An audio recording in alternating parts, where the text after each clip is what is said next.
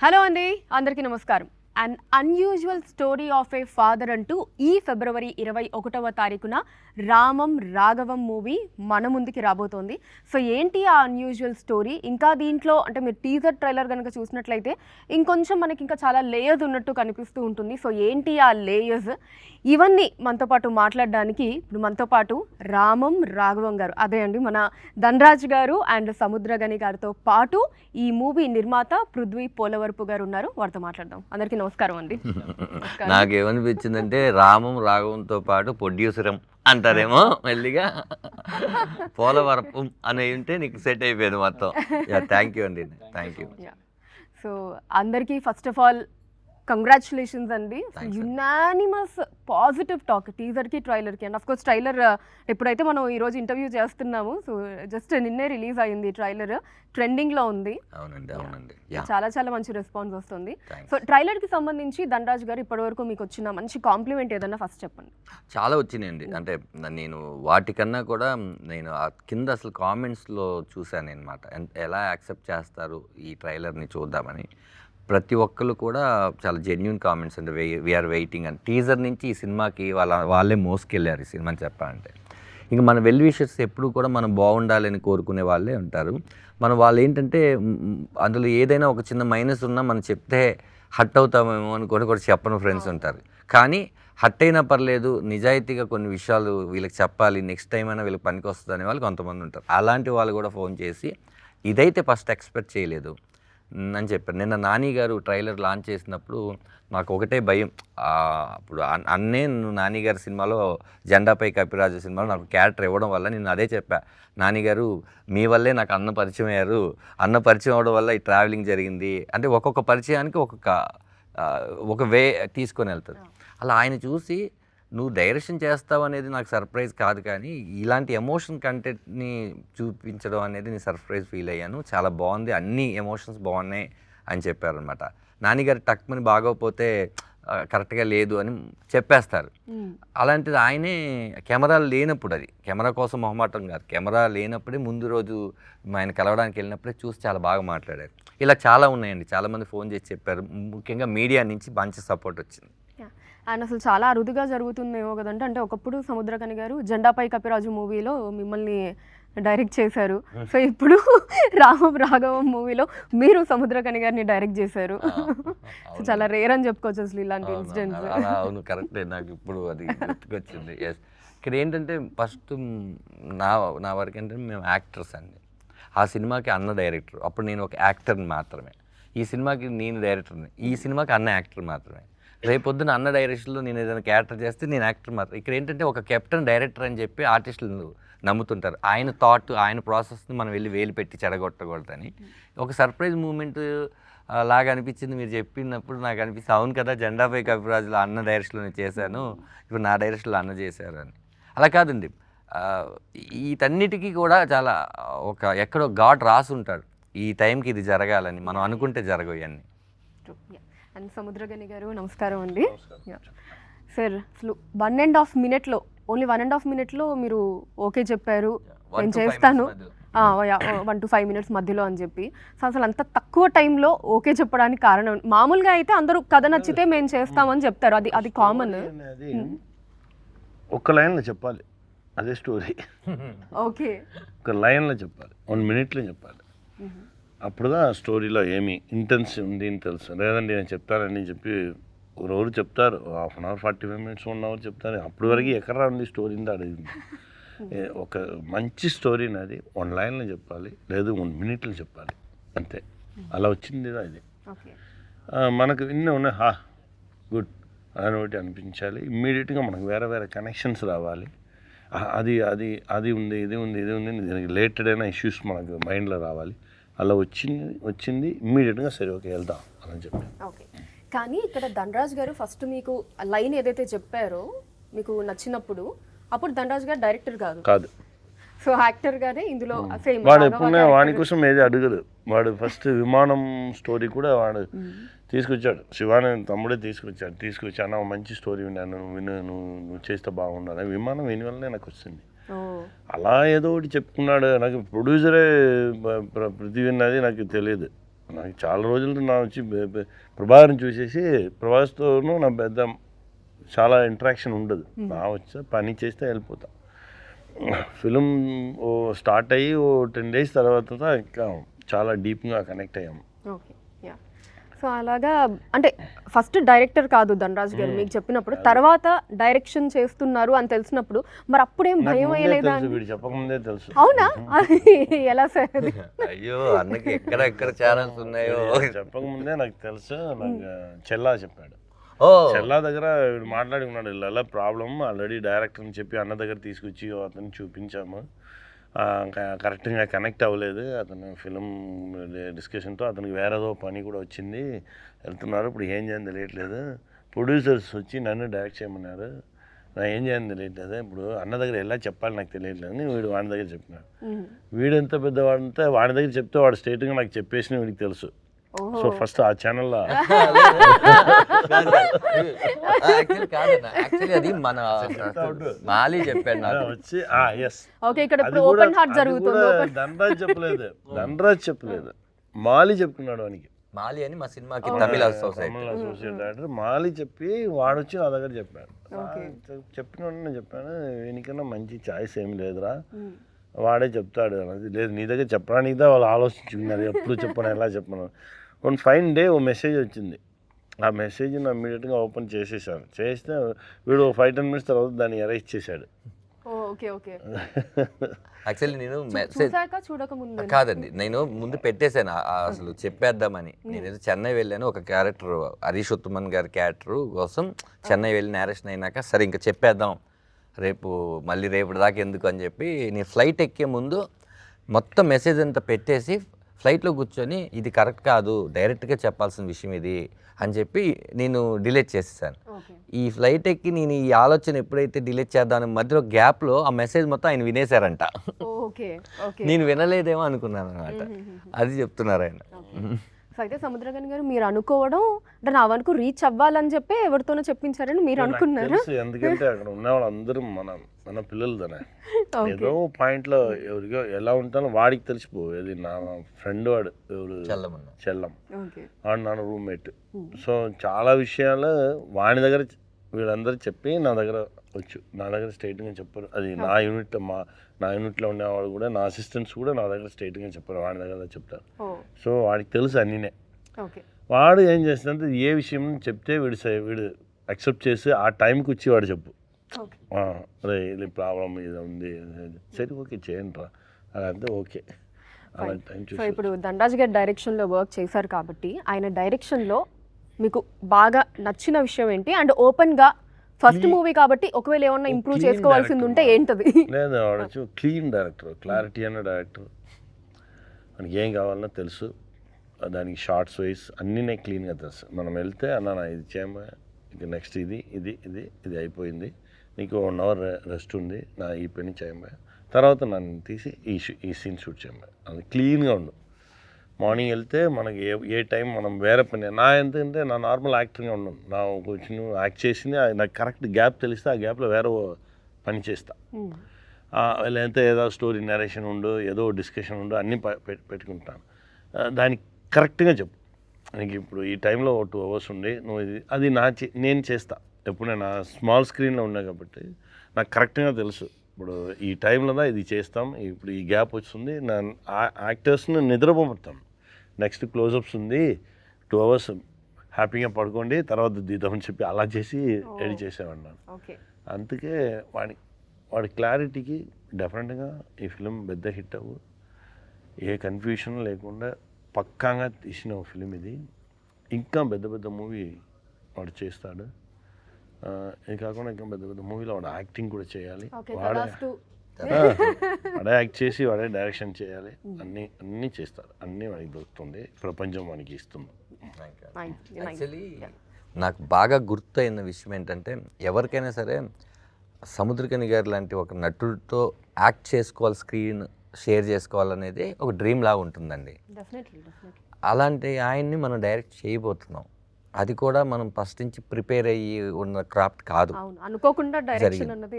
కానీ నేను ఎవరికి చెప్పకపోయినా కూడా అయిపోతుంది అన్నా కూడా నేను నాలో మదన పడేవాడిని. ఆయన వచ్చి కొన్ని ఉంటాయి లెక్కలు, ఈ 360 అని 180 degrees అని క్లోజ్ కొన్ని ఉంటాయి ఆ సినిమాకి సంబంధించిన లెక్కలు. వాటిలో ఆయన ఎప్పుడైనా సరే ఒక ప్రశ్న అడిగితే ఆ ప్రశ్నకు నీ సమాధానం చెప్పకపోతే అప్పటి నుంచి యాక్టర్గా ఆయన మనసులో మనం రైట్గా సినిమాని ఎన్నుకున్నామా, మనం అనవసరంగా ఒప్పుకున్నామా అని ఎక్కడైనా వస్తే అది ఎక్కడికో వెళ్తుంది. ఆ రోజు ఒక్కరోజు తప్పు ఆ సినిమా మొత్తానికి పడుతుందని నేను కొంచెం జాగ్రత్తగా ఉన్నాను. అది ఆయన గమనించి నాతో కూడా చెప్పలేదు. ఓ రోజు పృథ్వీ గారికి అండ్ ఈ రైటర్ శివప్రసాద్ యానాల్ గారికి వాళ్ళకి చెప్పారనే విషయం నాకు తర్వాత చెప్పారు. చాలా క్లీన్గా తీస్తున్నాడు వాడు అనుకున్న విజన్ని, మీరు వాడికి ఏం కావాలంటే అది ఇవ్వండి, వాడు విజన్ చాలా బాగుంది, వాడిని డిస్టర్బ్ చేయొద్దని ఆయన అన్నారని. నాకు చెప్తే నేను ఎక్కడ అతి చేస్తాను అని చెప్పి నాకు చెప్పలేదు. నాకు ఎప్పుడు తెలిసిందంటే ఒకరోజు ఒక సీన్ చేస్తుంటే అలా వైర్ ఉంటుంది కదా, అక్కడ వైరు, నేను ఆయనకి ఏదో చెప్పాలని తాపత్రయంలో స్కిడ్ పడలేదు, వెళ్ళిపోయా. వాళ్ళు ఎవరు వెళ్తారు, అంతే వాడు పడతాడు, వాడు లెగుస్తాడు, వాడు ఇలాగే ఉంటాడు, వాడిని ఎవరు డిస్టర్బ్ చేయకండి, వాడి ఇష్టం అన్నాడు. ఓ రోజు సెట్లోకి వచ్చి డైరెక్టర్ గారు ఏం కావాలి మీకు అనేసరికి నాకు షాక్ అయ్యాను నేను. ఇలాంటి చాలా చాలా మెమరీస్ ఇచ్చారు ఆయన నాకు. ఆయన ఒప్పుకోవడమే చాలా చాలా పెద్ద విషయం అయితే ఆయన కంఫర్ట్గా నేను పెట్టానని ఆయన అంటున్నారు. కానీ నాకు తెలుసు చలికాలం ఆయన రోడ్డు మీద పడుకోబెట్టినది నాకు తెలుసు. ఆయన రగ్గు కప్పుకొని రాత్రి 2 వరకు ఆ దోమల్లో దగ్గరికి వస్తే, రే నువ్వు చేసుకో, నా గురించి నువ్వు ఆలోచించుకో అని ఆయన చలిలో కూర్చుని తెలుసు. ఆయన ఎప్పుడు క్యారీవ్యాన్లోకి వెళ్ళిపోయి నాకు ఎప్పుడు కావాలంటే అప్పుడు పిలవను రాని ఆయన కాదు. ఎందుకంటే ఆయన ఒక డైరెక్టర్గా ఆయనకి తెలుసు కష్టం ఏంటి అని. అంత కంఫర్ట్ ఆయన ఇచ్చారు నాకు. ఆ రెండోది ఆయన ఇప్పుడు ఏదో చెప్తున్నారు కానీ ఇంకొకటి, ఎప్పుడైనా నాకు నేను అనుకున్న పేపర్ మీద అనుకున్న ఒక ఎక్స్ప్రెషను లేకపోతే ఏదో ఒకటి నాకు ఎక్కలేదనుకోండి, నేను ఇక్కడి నుంచి ఆయన దగ్గరికి వెళ్ళే లోపల అర్థమైంది, ఇలా కూర్చో అంటే నీకేం కావాలరా, ఎలా కావాలరా, ఏంటి ఇవన్నీ కాదు, సింక్కి వచ్చేస్తారు ఆయన. నాతోనే కాదు అందరితో సింక్ వస్తారు. నాకు సింక్కి రావడం నేను కష్టపడ్డానండి అని కాదు. ఒక ఎక్స్ప్రెషన్ ఏదో ఉంది, ఆయన ఒక కిటికీలోంచి చూడాల్సిన ఒక షాట్ ఉంది, నేను ఆయన అద్భుతంగా ఇస్తున్నారు. నేను ఏంటంటే ముందు షాట్కి వెనక షాట్కి మధ్యలో ఉన్న కంటెంట్ అలా 2 అడుగులు వేసేసరికి రే నాకు అర్థమైంది కూర్చో ఇప్పుడు వస్తా చూడు అనుకున్నాను. ఎగ్జాక్ట్ నేను అనుకుంది వచ్చింది. అంత కంఫర్ట్ నాకు ఇచ్చారండి. చెప్పకముందే అర్థం చేసేసి ఎవరైనా సరే ఇమీడియట్లీ అందరం దేవులం కాదు. మనం ఆయన ఇచ్చిన అన్నీ బాగున్నాయి, ఇదైతే ఇంకా సింక్ అవుతుందని అట్లా చాలాసార్లు నాకు ఆయన కంఫర్ట్ ఇచ్చారు. అసలు మీ విమానం జర్నీ అలా తిరుగుతూనే ఉందండి. అవునండి. ఐ థింక్ సమ్ బాండింగ్ అనిపిస్తూ ఉంటుంది మీ ఇద్దరు. అంటే ఇప్పుడు ప్రజెంట్ ఉన్న సినారియో ప్రకారం చూసుకుంటే ఇందాక నేను చెప్పినట్టు అసలు జెండాపై కప్రాజ్ అక్కడి నుంచి చూసుకున్నా సరే, ఈవెన్ విమానం మూవీ డైరెక్టర్ ఆయన ఈ స్టోరీ ఇవ్వటము, సో మీరు డైరెక్ట్ చేయటం, మళ్ళీ దీంట్లో సముద్రకని గారు, అసలు ఫేస్ ఫీచర్స్ కూడా ఇద్దరు చక్కగా ఫాదర్ అండ్ సన్ అంటే నిజంగా ఫాదర్ అండ్ సన్ లాగా ఆ ఫేస్ ఫీచర్స్ కూడా చక్కగా అలా మ్యాచ్ అవుతూ సమ్ కెమిస్ట్రీ సమ్ బాండింగ్ అనిపిస్తూ ఉంటుంది. మీకు ఎప్పుడైనా అనిపించిందా అండి అలాగా ధనరాజ్ గారు? అంటే ఏదైతే మా లోగో డిజైన్ చేసినప్పుడే చాలా కాల్స్ వచ్చినాయి. అంటే ఫేస్బుక్లో ట్విట్టర్లో చూస్తూ ఉంటాం కదా, అలా చాలా వచ్చినాయి. ఒకటి ఏంటంటే ఈ కథ శివప్రసాద్ యానాల్ గారు రాశారు ఇక్కడ భూమి మీద.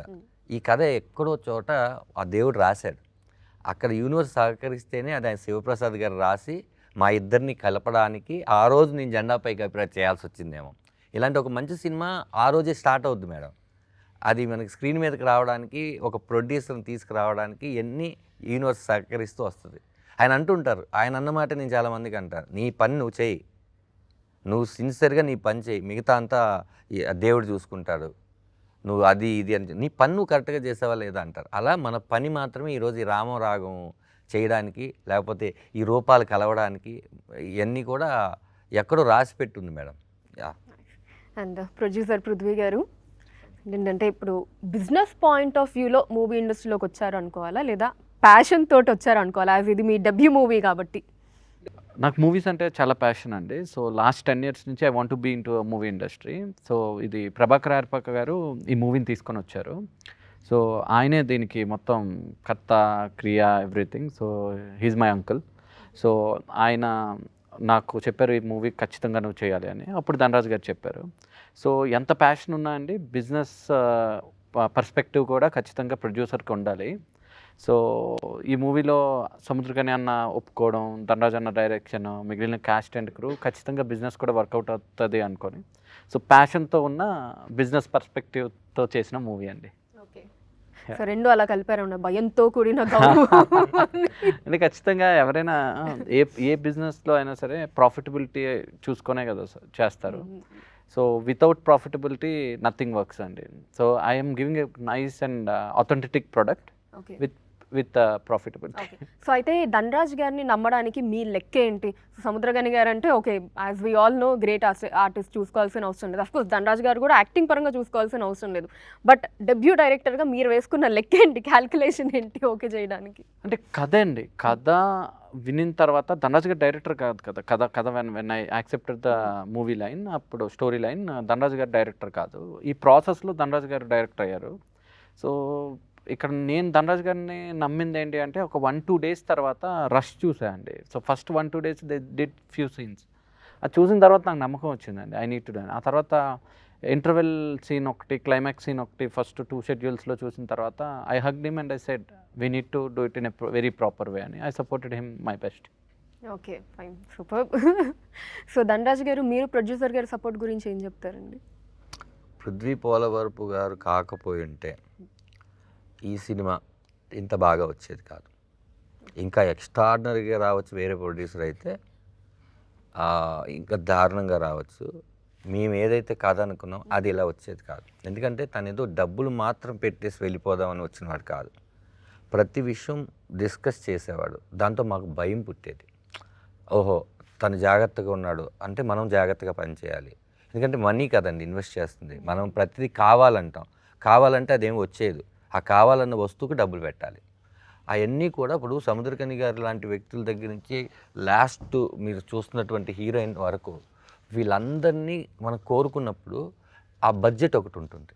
ఆ బడ్జెట్ ధనరాజ్ అనే అతన్ని కొడుకు క్యారెక్టర్ పెట్టి మళ్ళీ డైరెక్షన్ అప్పచెప్పి 2 బాధ్యతల్ని చేయడం అంటే కొత్త ప్రొడ్యూసర్గా గట్స్ అని చెప్పాలి. మిగతా ఎవరైనా ఏమింటే కనుక ఏదో ఒకటి చేయమనేవాళ్ళు నన్ను రెండింటిని కూడా నువ్వు చెయ్యి, 2 నువ్వే కరెక్ట్ అని చెప్పి నమ్మి సినిమా చేయడం. ఈ రోజు వరకు ఈ సినిమా ఇంత గ్రాండ్గా 21st February రిలీజ్ అవుతుంది అంటే ఈ రోజు వరకు తను పడిన స్ట్రగుల్ నేను షేర్ చేసుకుంటూ ఉన్నాను. మేమిద్దరం భార్య భర్తలాగే సినిమాకి. మా తండ్రి అయినా మేమిద్దరం భార్య భర్తలం. మాకు ప్రతి విషయం మాకు తెలుసు. మేము ఏమేమి ఈ సినిమా జరిగేటప్పుడు వచ్చిన మాటలు తెలుసు. నిన్న అదంతా ట్రైలర్తో పోయింది. మాకు ముందు రోజే ట్రైలర్ తెలుసు. ఈ మాటలకు సమాధానం ఎప్పుడు ఒక మనిషి అడగగానే ఒక మనిషి మాట్లాడితే సమాధానం, ప్రశ్న, ఆన్సరు ఇది కాదండి. మనం విజువల్ ఏంటి, మనం దేనికోసం కష్టపడి అది చూపిద్దాం అన్నాం. ఈరోజు వీళ్ళందరికీ నచ్చడం వల్లే కదా. ఇది మేము 2 సంవత్సరాల నుంచి కళ. దానివల్ల ఇన్ని సంవత్సరాలు తను కూడా దీని మీదే ఉండి ఎక్కడో వెక్స్ అయిపోకుండా దీని మీద ఉన్నాడంటే డెఫినెట్గా ఈ సినిమాకి నా producer Prithvi Polavarapu the hero. Nice, very well said అండి. అండ్ సముద్రకని గారు, సో ధనరాజ్ గారి డెబ్యూ మూవీ కాబట్టి కొంచెం డెఫినెట్లీ మామూలుగా ఏ మూవీకి అయినా సరే ఆ డైరెక్టర్ చైర్లో ఉన్న వాళ్ళకి ఆ స్ట్రెస్, టెన్షన్స్ అన్నీ ఉంటూ ఉంటాయి. అన్నీ ఈ సెట్ చేసుకోవడం ఇది అంతా కూడా. సో ఇక్కడ ఏం టెన్షన్ చేసిన డైరెక్టర్ లాగా క్యాషువల్గా అన్నాడు. ఓకే, అలానే డైరెక్ట్ చేశాడు. సో అంటే ఎప్పుడైనా అలాంటి సిచ్యువేషన్ వచ్చి మీరేదన్నా సజెషన్స్ ఇవ్వడం ఏమన్నా వచ్చిందా అని? ఏం లేదు. నేను కూడా అప్పుడప్పుడు కోపం, నాకు కూడా చాలా కోపం వస్తుంది. చాలా బ్యాడ్ వర్డ్స్ యూజ్ చేస్తాను నా సెట్లో. కుడతా, ఏదో చేస్తా, కోపం వస్తే అన్నీ జరుగుతుంది. నా ఈ సెట్లో ఏ టెన్షన్ చూడలేదు. చాలా ప్యూర్గా, చాలా క్లీన్గా, నిదానమా, చాలా బాగా పనిచేశాడు. మీకు జనరల్లీ ఏ విషయంలో కోపం వస్తుంది? నాకు డిసిప్లిన్ లేనితో కోపం వస్తుంది. స్పాట్లో వచ్చి నిలిచేసి ఫోన్ చూడడం, ఫోన్ మాట్లాడడం. ఇక్కడ మన కోడైట్ వెళ్ళి డైలాగ్ చెప్పగానే వాళ్ళు అక్కడ ఇలా పడిగినే చెప్పండి ఇలా అంటే నాకు అక్కడ నుంచి పొట్టింది ఇవ్వాలని. అది చిన్న పిల్లలు కూడా చేశారు. స్మాల్ యాక్టర్స్, చిన్న పిల్లలుగా వచ్చే యాక్టర్స్ కూడా పాపంగా యాక్ట్ చేసేవారు, కొడుకుగా చేసిన స్మాల్ బాయ్స్ అండ్ గర్ల్స్ కూడా ఆ మూడుకి వచ్చేసారు. చాలా అడిక్ట్ అయిపోయారు. అబ్బా, మన షూటింగ్ స్పాట్లోనే రీల్స్ తీయడం, మనం ఇక్కడ ఏదో చేసుకున్నాగానే ఉన్న వాళ్ళు మన షూటింగ్ స్పాట్లో ఉండే ఆ గెటప్తో వచ్చేసింది. ఇదన్నా కోపం వస్తుంది నాకు. ఎందుకంటే ఫోన్స్ బ్యాన్ చేస్తే డెఫినెట్గా చేయాలి అండి. బ్యాన్ చేయముందు దానిలోనే కనెక్షన్ ఉంది. సెట్లో నా బ్యాన్ చేసుకున్నాను. నా సెట్లో ఇన్సైడ్ నా సెట్ లోపల ఫోన్స్ అలౌడ్ లేదు, ఇంక్లూడింగ్ బ్రో వరకు. బ్రోలో కూడా అదే చేసాం. లోపల సెట్ లోపల ఫోన్ కొడితేనే కొట్టడం దా, ఎవరు ఫోనే తీసుకురాకూడదు సెట్ లోపల. అప్పుడే డిసిప్లిన్గా ఉండవు పని జరుగుతుంది. అది ఇప్పుడు చాలా ఓపెన్.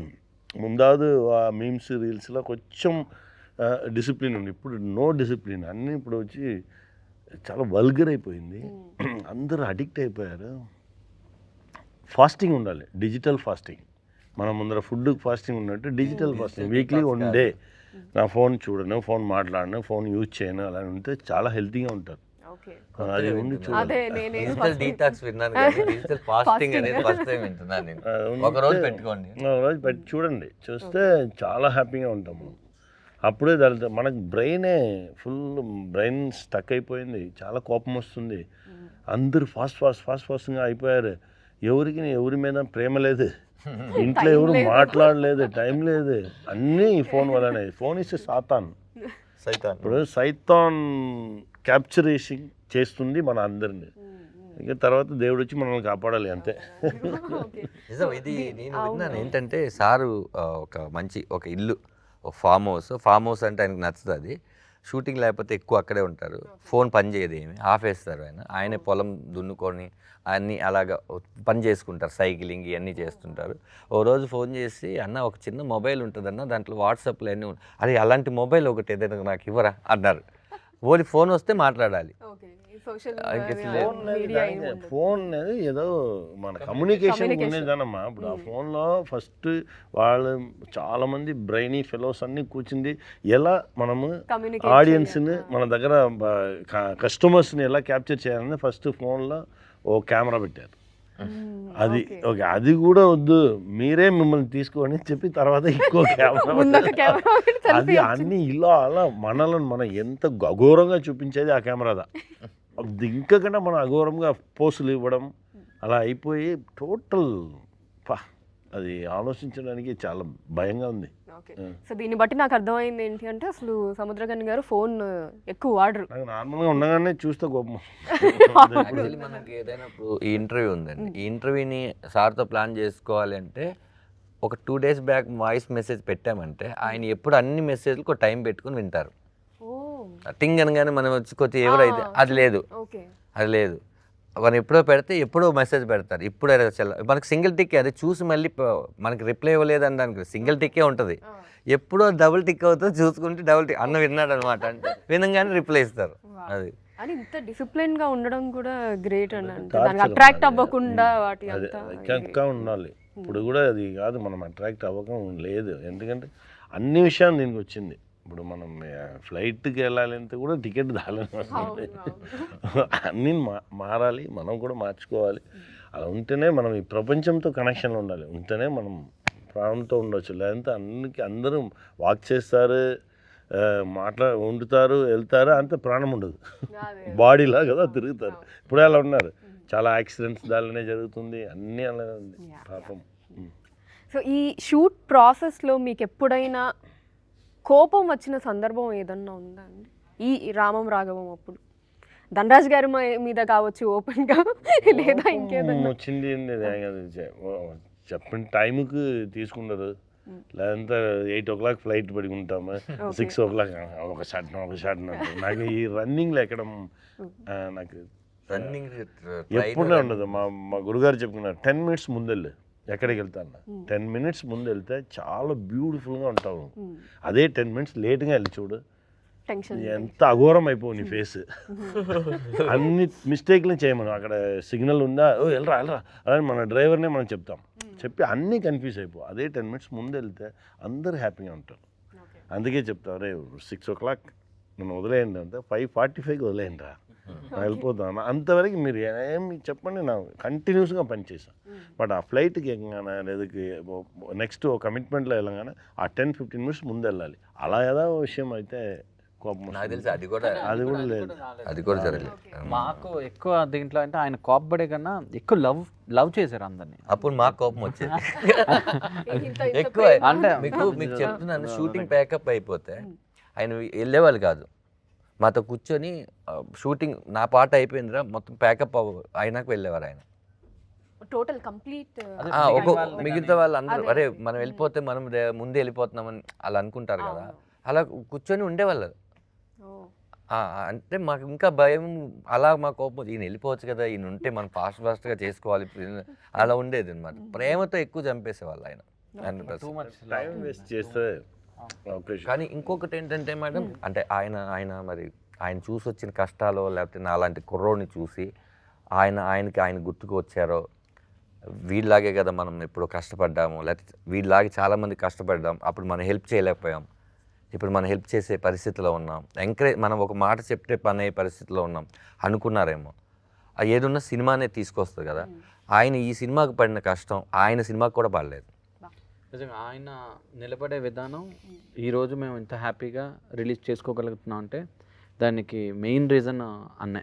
ఈ సినిమా మొత్తానికి ఒక బ్యాక్ బోన్ ఉంటుందండి. ఇప్పుడు ఈ పోస్టర్స్ ఎన్ని నుంచోడానికి ఎలాగైతే ఒక స్టీల్ రాడ్ ఉందో, సపోర్ట్ ఉందో, ఈ సినిమా ఈ రోజు వరకు ఇక్కడ రావడానికి ప్రొడ్యూసర్ ఈ సినిమాని ఎలా అయితే వదలలేదో నన్ను కాపాడుకోవడం కోసం సినిమాని అలాగే మా ఇద్దరిని ఈ ప్రోడక్ట్ని వదలకుండా పట్టుకున్నది అయితే ఆయనే. అంటే మధ్యలో నేను డిస్టర్బ్ అయినా లేదా దండ డిస్టర్బ్ అయినా ఏమైనా సరే ఎంత కాన్ఫిడెన్స్ ఇస్తారంటే, నేను ఏ ప్రాబ్లంలో ఉన్నా ఒక్క 5 minutes ఆయనతో మాట్లాడితే, అరే నువ్వు ఏంట్రా వరల్డ్ని చేంజ్ చేసేస్తావు, నువ్వు ఏం చేసేస్తావు, ప్రశాంతంగా ఉండు, నువ్వు ఒక మంచి ప్రొడక్ట్ చేసావు, నువ్వు హానెస్ట్గా చేసావు, నువ్వు మంచిగా ఉన్నావు, అన్నీ మంచిగానే జరుగుతుంది, వెయిట్ చేయి, పేషెన్స్గా ఉండు, రేపే అయిపోలే అంటే ఎలా అయిపోతుంది.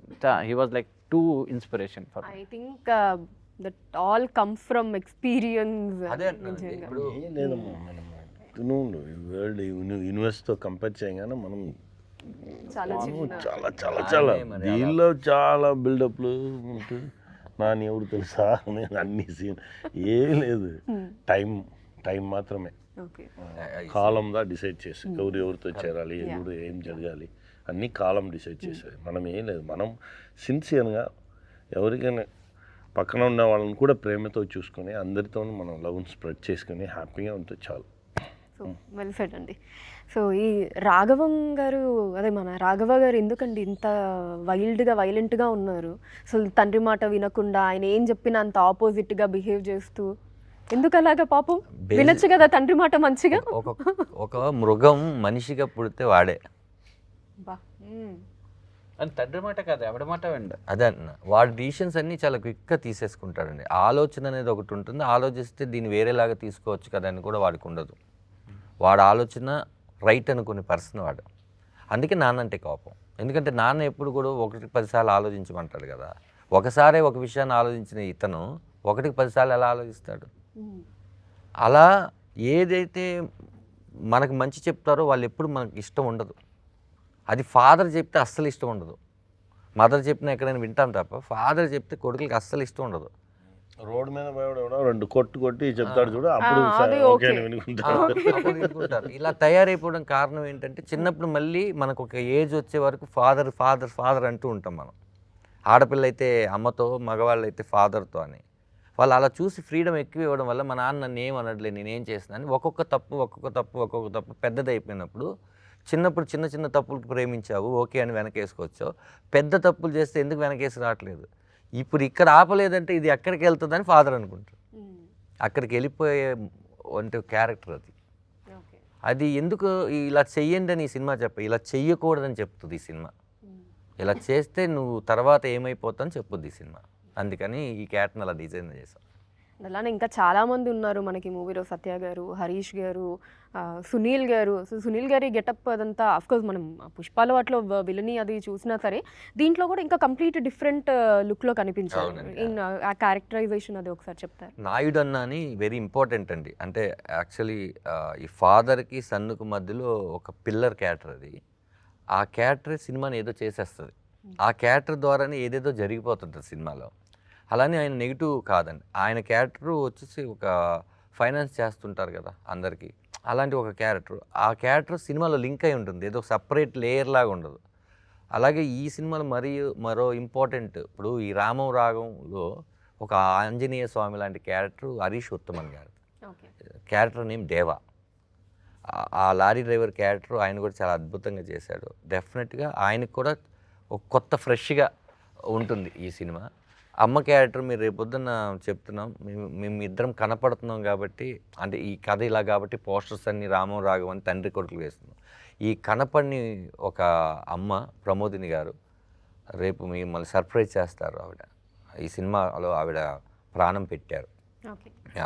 అంటే మా ఇద్దరు పేరే కాదండి, ఆవిడ్ని సముద్రగని గారిని చూస్తూ ఉంటే నేను ఒక ఫ్రేమ్లో చూస్తుంటే ముద్దు వస్తుంటారు. వాళ్ళిద్దరు నిజంగానే భార్య భర్తల్లాగా ఉంటారు. ఓ వీళ్ళిద్దరికి ఇలాంటి దరిద్రమైన కొడుకు పుట్టాడేంటి అని అనుకుంటూ ఉంటాను నేను. అసలు అంత బాగా యాక్ట్ చేశారు ఆవిడ. ఇంకా మోక్ష గారి గురించి చెప్పాలండి, ఆవిడ తెలుగులో చాలా, ఈ సినిమాలో ఆవిడ నిడివి చాలా తక్కువ అండి, 1 or 2 సీన్సే. ఇది ఆవిడకి తెలుసు. ఆవిడ చాలా మెయిన్ లీడ్గా చేస్తూ ఈ కథ విని ఇందులో నేను ఒక పార్ట్ అవ్వాలి అని ఆవిడొచ్చి చేసేళ్ళారు. ఆ క్యారెక్టర్ కూడా ఏదో వచ్చేసింది, ఎందుకు వచ్చిందిరా ఎందుకు వెళ్ళిందిరా ఉండదు. ఒక ప్రాబ్లం తీసుకొస్తుంది, ఒక ప్రాబ్లంని సాల్వ్ చేస్తుంది, వెళ్తుంది. అలా ఉంటాయండి అన్ని. సత్య కూడా ఇది ఒక సత్య ఉన్నాడు కదా ఫుల్గా నవ్వించేద్దామని మేము రాసుకోలేదు. అదేదో స్కూటర్ ఒక సైడ్ కిక్ ఉంటుంది, అలా హీరోకి ఒక ఫ్రెండ్ ఉండ, అట్లా కాదండి. అది ఒక క్యారెక్టర్, వీడిని ఎప్పుడు కూడా బాగు చేస్తుంటుంది. నా ఫాదర్ అంటే నాకు ఏదైతే ఇష్టం ఉండదో వాడికి వాడి ఫాదర్ అంటే అంత ఇష్టం ఉంటుంది. అది కాదురా వెళ్ళే రూట్ కరెక్ట్ కాదురా అని చెప్తుంటారు. అలా లింక్ ఉంటుంది కథలో అన్ని. అండ్ సముద్రకని గారు, మీ రీసెంట్ డైరెక్షన్ వచ్చేసి తెలుగులో బ్రో, పవన్ కళ్యాణ్ గారి నుంచి కూడా దాని తర్వాత ఇంకా ఏం మూవీ రాలేదు. అఫ్కోర్స్ ఇంకా లోపు తర్వాత డిప్యూటీ సీఎం అయిపోయారు, అంతా అయ్యింది. సో మళ్ళీ ఎప్పుడు ఎక్స్పెక్ట్ చేయొచ్చు అంటారు మీ డైరెక్షన్లో పవన్ కళ్యాణ్ గారు హీరోగా ఉంటుంది? అలా మన దగ్గర ఏం లేదు, అది కాలం డిసైడ్ చేయాలి. సార్ నెక్స్ట్ స్టెప్ వచ్చి సీఎం, దానికి నెక్స్ట్ వచ్చి వేరే ఉంది. అందుకనే మనం నెక్స్ట్ డైరెక్షన్ నాకు ఉండదు. ఫిక్స్ అయిపోయాను. రైటింగ్ వేరేదా చేయాలి. ఆ డైరెక్షన్ ఇప్పుడు తమిళ తెలుగులో స్టార్ట్ చేశాను, ఏప్రిల్లో స్టార్ట్ చేశాను. మంచి movie, small movie big movie అది ప్లాన్ లేదు. మంచి కంటెంట్ మంచి కంటెంట్ దాన్ని చెప్తాము.